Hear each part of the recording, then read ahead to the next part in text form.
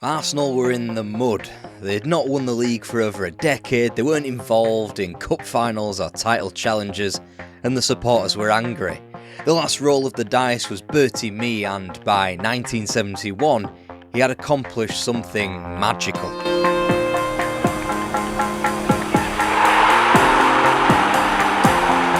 match winner, the championship winner. Oh, Charlie George, who can hit him. Oh, Wenger! Charlie George!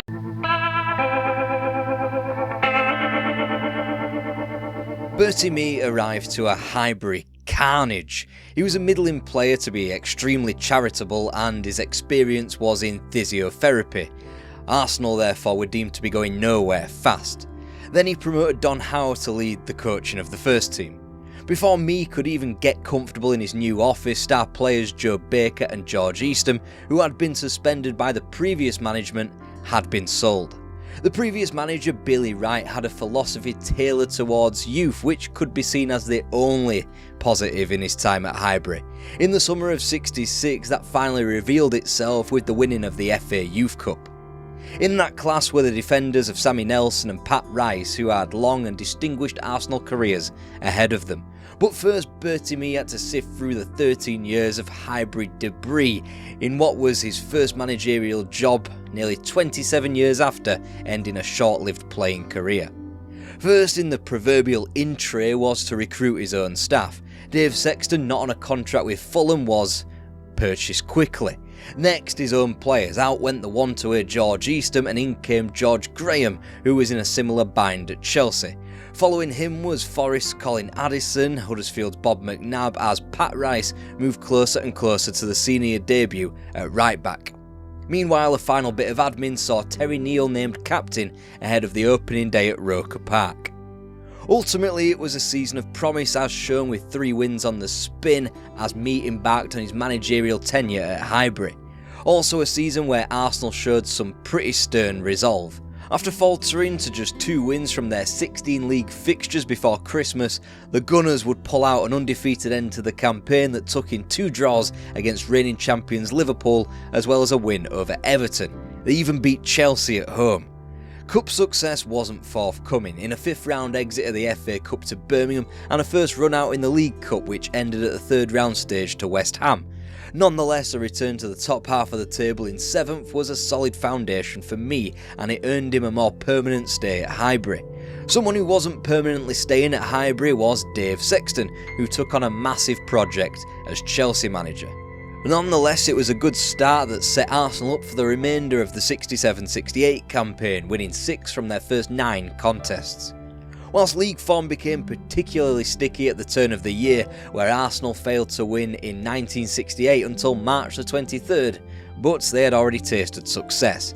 They were mid-table again in the league for sure, and once again got bowled out of the FA Cup by Birmingham City in the 5th round, but this time they would be going to Wembley. That's because in only their 2nd attempt at the League Cup, Arsenal ran right through the likes of Burnley and Huddersfield Town to pencil themselves in for a final. A final against the ludicrously successful Don Revie and his Leeds United team, as Arsenal moved into a rotten run of 2 wins from 15 league matches. The word underdog didn't even begin to describe the Gunners. And that was that. It was all over. Leeds had won by a disputed goal. Their supporters were delighted with the result. So, an inoffensive regression in the league combined with a day out at Wembley. The building blocks of Bertie Mee's time at Highbury should have been obvious, but fan disgruntlement remained. Arsenal did have one last thing up their sleeve: revenge for the League Cup final. This wasn't a meaningless end of the season win, but a complete derailment of Leeds United's title challenge. A clear sign that Arsenal would be back.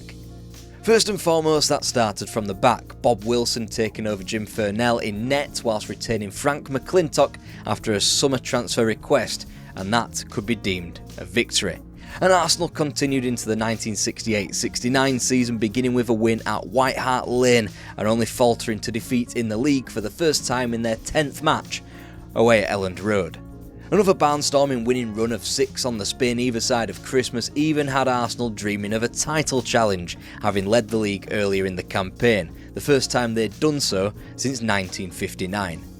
Maybe a title challenge would have been the case in any other season. After all, the Gunners had recorded their best defensive season in history. Whilst Arsenal's return of 56 points was successful and wasn't naturally a barrier to winning the championship in this era, there was a team atop the table breaking records. Yes, Don Revie's Leeds, the ones posting England's best ever points tally of 67 points. Still, it qualified Arsenal for Europe for only the second time, and this was even teamed with another run to the League Cup final. Huge names in Sunderland, Liverpool and Blackpool were beaten before one of Arsenal's finer days since 1953, eliminating Spurs from the two-legged semi-final. After that, Wembley beckoned Arsenal once again. This time they wouldn't be faced with a generational team. This time they would meet a team slumming it in the third division. This time they would face Swindon Town, and Arsenal could almost taste the trophy.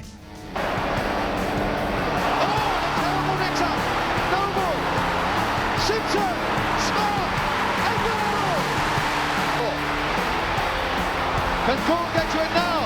It's a goal! My goal! And it's a brave man who's put his money on the winner of this game. It's still so very even and so very, very close. Very nearly through. Rodgers! A goal by Rodgers! Rodgers is streaking ahead and he's onside. Beautiful play!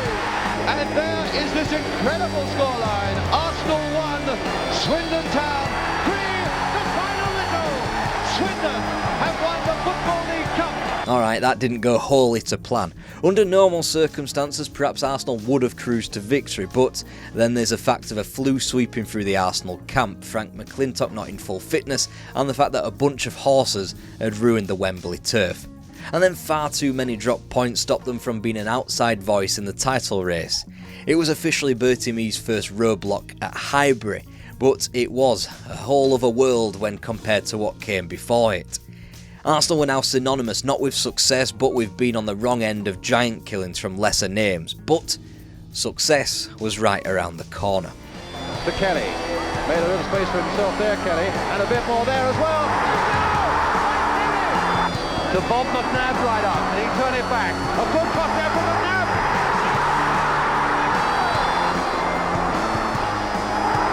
Now it's Tossell going in hard. And a great goal by Tossell. And it's all over. The World Cup has been won by Arsenal. Yes, the return to Europe was long promised, and Arsenal had won the Fairs Cup in April 1970. Not only did they dispatch of Anderlecht 3-0 in the second leg at Highbury in the final, but they vanquished the soon-to-be canonised Ajax team of Johan Cruyff, Johan Neeskens and Rinus Michels in the semi-finals. It had saved Bertie Mee. After both George Swindon and Billy Wright lost their jobs at the end of their fourth season, and with Mee fast approaching that looming milestone, the trophy was the only excuse to keep him in the job. This Arsenal were legit, even if their domestic cup record didn't mirror that, losing to Blackpool in the third round of the FA Cup and Everton at the same stage in the League Cup. And whilst the worst ever run in Mee's tenure was felt in the league, it was still only down to 12th, and you could make plenty of excuses that Europe may well have distracted the team. Bertie Mee had his squad now both on and off the pitch, thanks to Don Howe in his coaching staff and the 11 red shirts in front of them. In truth, he'd had it for a while, and as the 1970s really kicked into gear, they were about to blossom into one of the all-time great seasons, not just in Arsenal's history, but in English football history.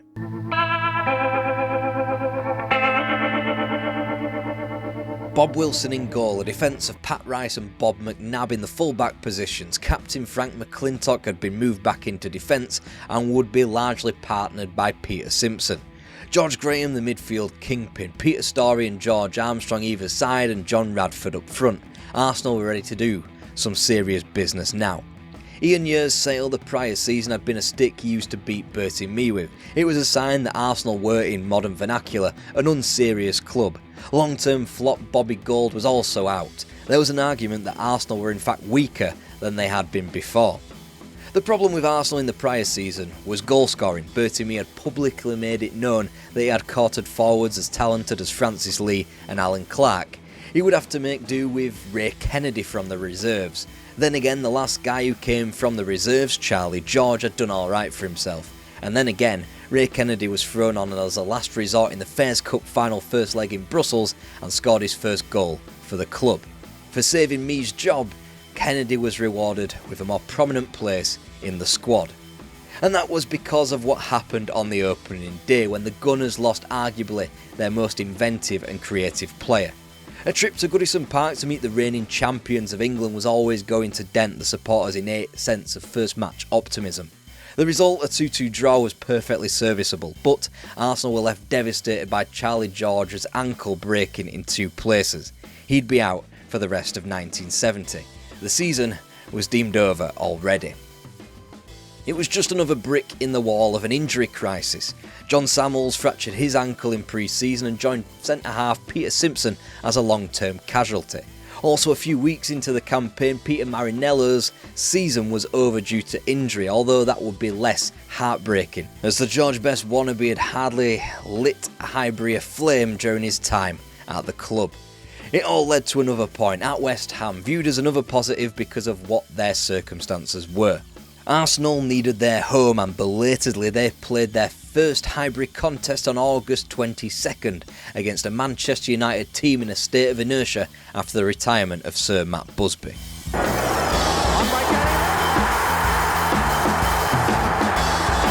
In the middle.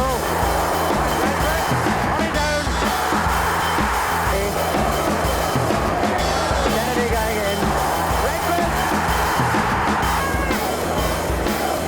Graham going in. The fixture list wouldn't get any easier. Even Huddersfield gave the Gunners a game 3 days later at the same venue. Whilst Bob Wilson's goalkeeping dug Arsenal out of a hole there, he wasn't able to lead them to both points against Chelsea at Stamford Bridge and then, upon their return to Highbury, against Don Revie's Leeds either. Still, the fixture list did not relent. Hardly helping matters was Eddie Kelly's sending off against Leeds. Next were Tottenham Hotspur in the home North London derby. If ever a statement win was needed to reignite the season, it was against them.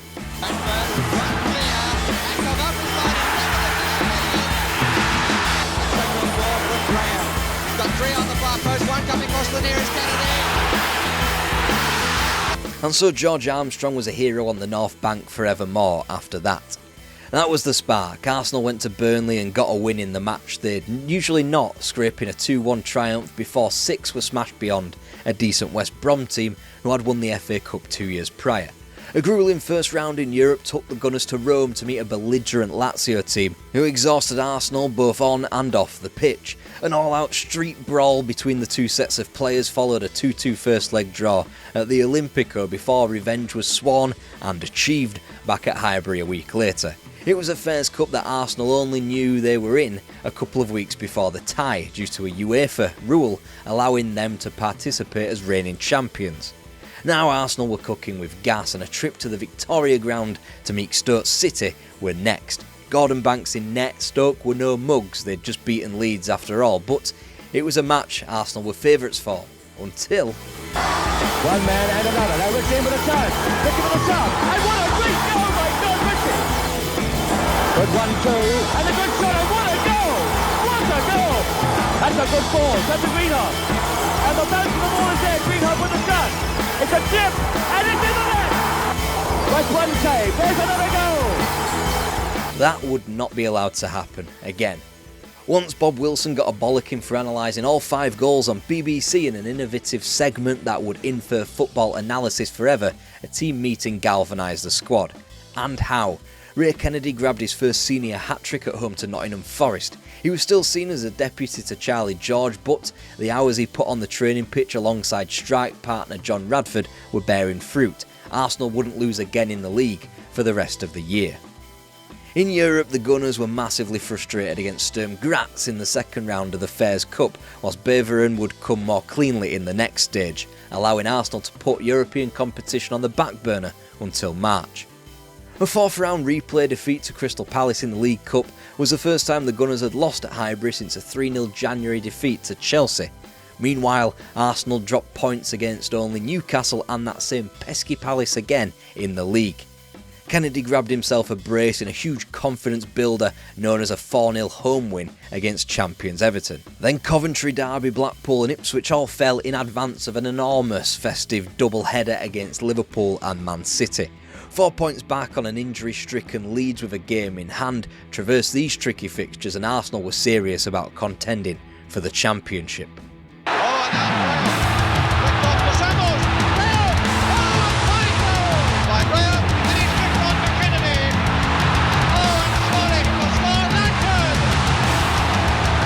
Arsenal had only reduced the gap by a point, but it was an enormous lift as both John Samuels and Peter Simpson returned to full fitness just in time.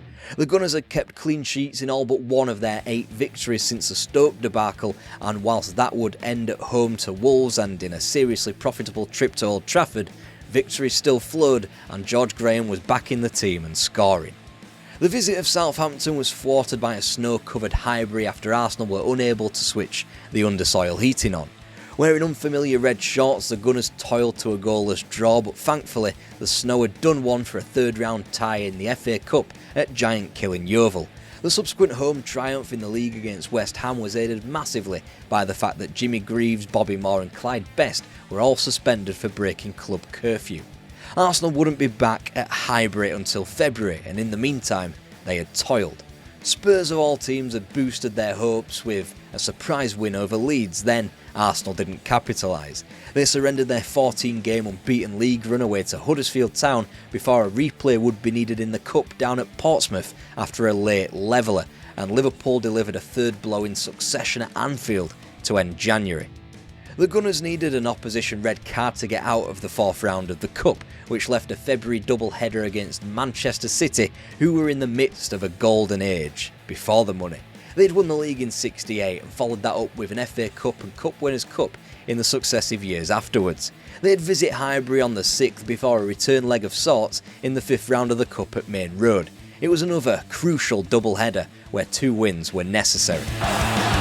Simpson going on. And going on again, a good looking throw! Oh, there it is! There it is! George, 1-0!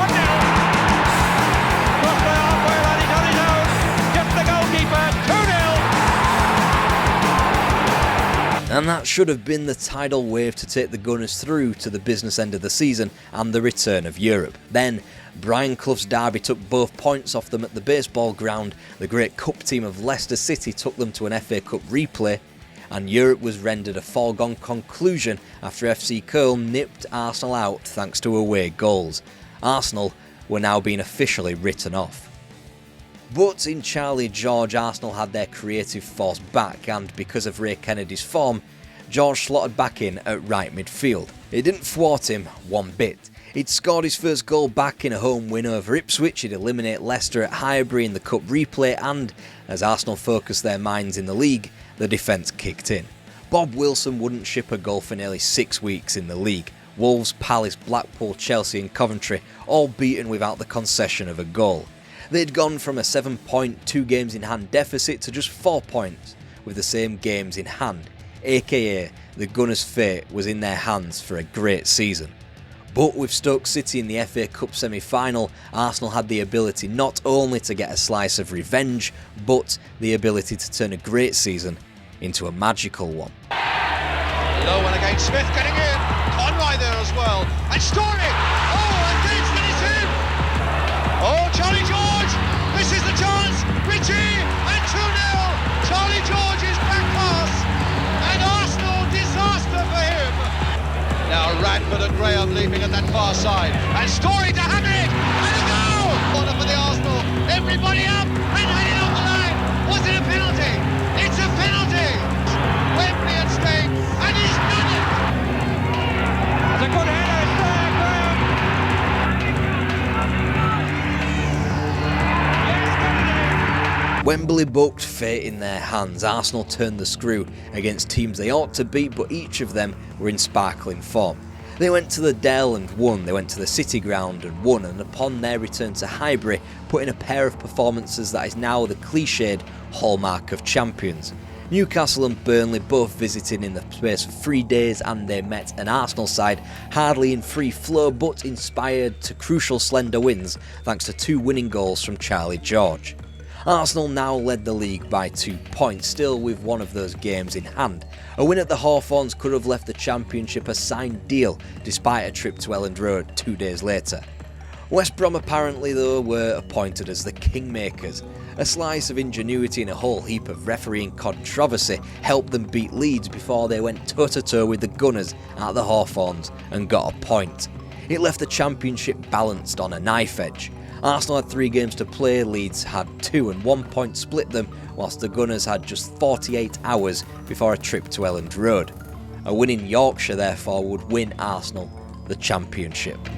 2 minutes from the end. The ball is stabbed through to Jack Charlton. Surely he's offside. A rebound off the post. McNabb's desperate effort, but it's in and it stands. Leeds are ahead as Arsenal's protests begin. Leeds were top, but fate remained firmly in Arsenal hands because of that game in hand. It was a time they'd call squeaky bum time in the future as Leeds cruised to victory in their final match, whilst Eddie Kelly's goal sealed a nerve-shredding 2 points at home to Stoke City. Leeds had finished their season top of the league, but Arsenal had 1 match left to win it, and their most recent victories, 3 all won by 1-0, had left a complicated end because of goal average. A win in their last league game would claim the title for Arsenal, a loss would give the Championship to Leeds. A draw, however, would have varying outcomes. A goalless draw would be enough for Arsenal, a score draw would bizarrely send the trophy up the M1 to Elland Road. Any other opponent and it might have been a foregone conclusion, but the opposition Arsenal closed out their 1970-71 league season was none other than Tottenham Hotspur.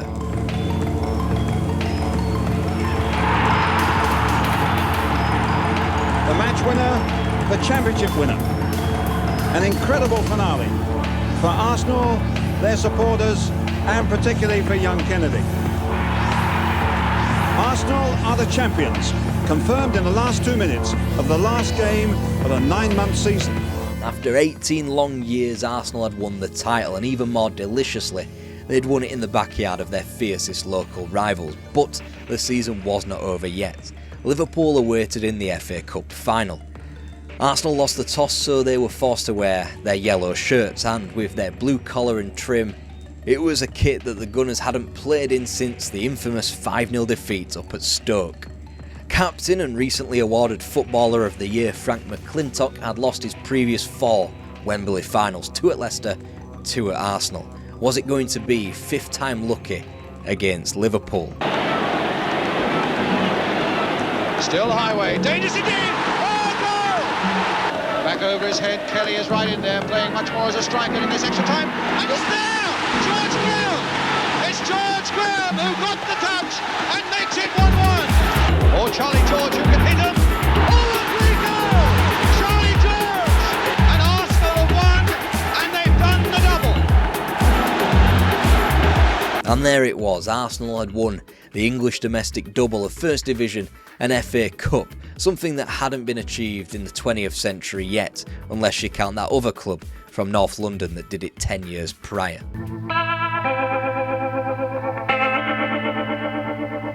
The peak of English football was scaled. Now this Arsenal team was set the task of extending their dominance over Europe. And this is where they ran into a bit of a roadblock when they were reunited with a certain Ajax team in the quarter-finals of the European Cup. Whilst Arsenal had their number 2 years prior and both teams had evolved to great success, Ajax may as well have been playing a different sport by 1972. A 3-1 aggregate defeat to potentially the best club team ever to play football, no shame whatsoever. The bigger shame was that Arsenal wouldn't be back to this stage until 1991, which meant one thing: there wasn't another league triumph for quite some time. Arsenal hadn't gotten bad overnight, but one decision in the summer of 1971 could be said to have costed them greatly: the resignation of chief trainer Don Howe, who moved north to take on the manager's job at West Brom. Without a huge unsung hero in their history, the club petered out. For the subsequent 4 years of Bertie Mee's remaining time at the club, they were on the outside of success, flimsily separated by fine margins. They'd returned to Wembley for the 1972 FA Cup final keen to defend their crown, but lost to a Leeds United side again before being pipped to the league 12 months later in Bill Shankly's last championship reign. That dalliance with the title race of 73 would be the definitive end to Bertie Mee's peak at Arsenal. After suffering through 3 more years of mid-table squalor, he was replaced by his former player, Terry Neal. Whilst he could never quite hope to match his predecessor, Arsenal did have days in the sun, 3 successive Wembley FA Cup finals to varying degrees of success. First in defeat to Ipswich in 78 before a manic finale to the 1979 final dispatched of Manchester United. The following year, Arsenal found new and inventive ways to pass up gold. First, they slumped to a shocking cup final defeat to a second division West Ham, before missing out on more European honour with a penalty shootout defeat to Valencia in the Cup Winners' Cup. From then on, Arsenal had turned into nearly men again until another one of Mee's stars, George Graham, picked up the baton in the mid-80s. The achievement of the League and Cup double might well have been bastardised by the likes of Liverpool in the 80s, Manchester United in the 90s, Arsenal themselves either side of the millennium, and into a world of newer money, Chelsea and Manchester City in the 21st century. But this was an achievement with even greater magnitude because of the time in which it was completed. Arsenal had gone through so much vitriol and so much upheaval since they last won anything. Through the days of Jack Crayston and George Swindon as manager, the tumultuous time experienced by Billy Wright at Highbury before Bertie Mee finally stabilised the club with Don Howe. Arsenal won the League and Cup, becoming only the 4th English team to do so and only the 2nd 20th century team to achieve that feat. Yeah, Spurs beat them to that achievement, but that Spurs team played just 49 games and weren't saddled with the League Cup or European exploits, nor did they have much of a viable opponent for the Championship. Arsenal alternatively played 15 more matches, had one of the greatest English league teams as opponents for the title. Not only that, they had to traipse all over Europe, the pain in the arse known as the League Cup, and had to beat Bill Shankly's Liverpool to the FA Cup, not Leicester City, like Spurs had done. Criticism of Arsenal in the 70-71 season can be drawn from a tight defence and lots of clean sheets, but take a look at the history books and you'll see Arsenal had won the title with 65 points, something only Don Revie's Leeds in 1969, Bill Nicholson's Spurs in 1961 had bettered since the days of Herbert Chapman. Which does make this 71 vintage of Arsenal special, although I'm not quite sure it can be classed as the same calibre of success that Chapman delivered to Highbury, which you can learn about here.